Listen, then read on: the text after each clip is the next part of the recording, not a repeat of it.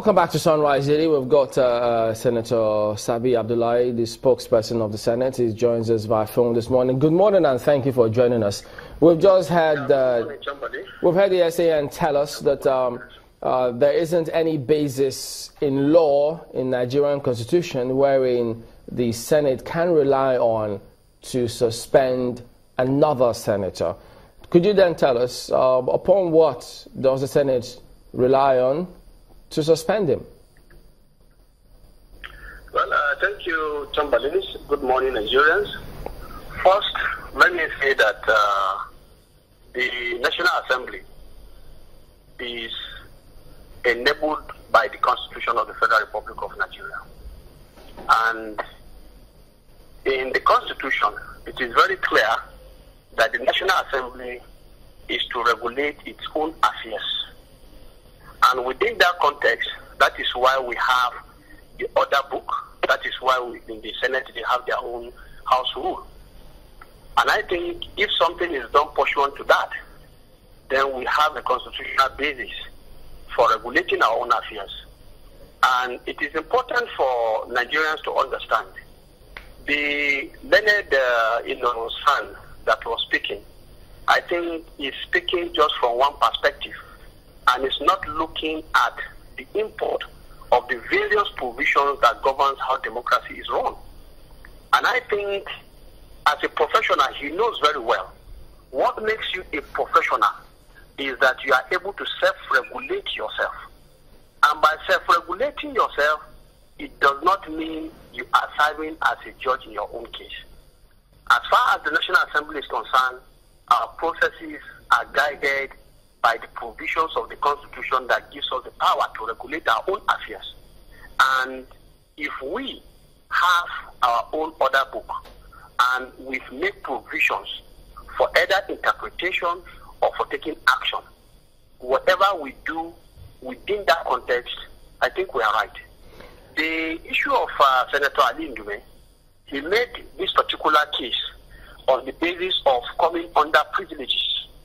And I think it was very clear that he said his privilege was impugned. And so at the end of the day, the National Assembly, had no option but to look at it. And the body we have, in line with our rules, is the Senate Committee on Ethics and Privileges. So I think we need to understand this issue very clearly. And he that is actually giving those verdicts is the lawyer.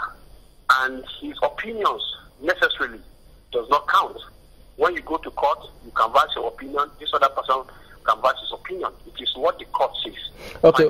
What do you say to those who will say, yes, the Senate can have their rule book to regulate their activities, only their activities, but your rule book cannot supersede the Constitution, wherein you now take away the power of a people who elected a representative to represent them. And in fact, some senators did suggest also yesterday that what the Senate could have done, or if they did, which may be admissible, is that they suspend him from attending to or heading committee functions, but not take away his right to represent his people, for which the law of the Federal Republic of Nigeria guarantees him off.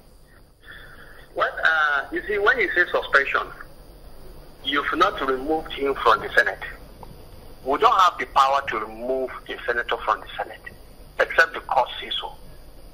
Now, within this context, suspension is a disciplinary action, and everybody is aware that suspension is a disciplinary action.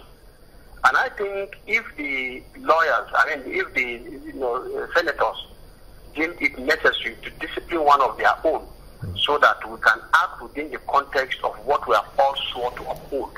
Remember, we all took out of office. And within that context, we swore to defend the Constitution, number one. And the Constitution created the Senate as an institution. We also swore to defend the honor and integrity of the Senate. So I think this is the perspective from which we must look at these issues.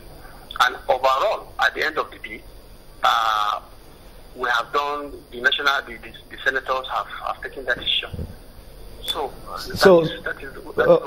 What's now going to happen to Ndume's constituency now that you've suspended him?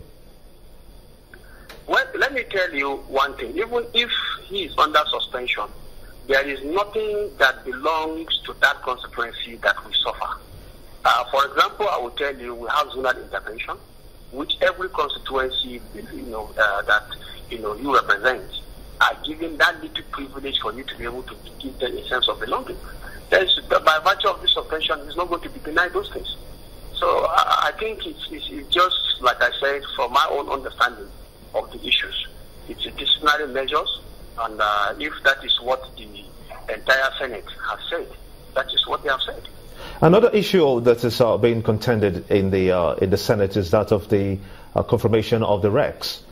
Why was it so difficult for you to separate the confirmation of the recs, or even hear them from the start, from that of Magu that you did not confirm? Why was it such a difficult task for you to listen and confirm the recs? Well, I think the debate that senators had on this subject matter, and while the overwhelming majority agrees that yes, this issue be stand down. Remember, it's not that they are saying they are not going to work, but they are standing it down because they have some issues that they want to resolve. And they've directed the Senate President to take this matter to the presidency so that these issues can be clarified and resolved. And I think it is pleasant from what I've heard yesterday in the news that, of course, there is a committee being set up to now look at the whole sum total of all of these issues. And if that is it, I think I will not want to preempt anything. But suffice it to say that the whole import of everything is that the resolution of the National Assembly is a resolution that should be taken very seriously. And I think senators here are saying that if we continue to make resolutions that are now being thrown into the dustbin, then where is the role that we're supposed to play within the context of democracy and the checks and balances? I think this is where the issue is. Now, my contention here is that I'm convinced beyond reasonable doubt that surely all of these issues will be resolved, and there will be an amicable settlement to all the issues. Now, speaking about the EFCC, the acting EFCC chairman,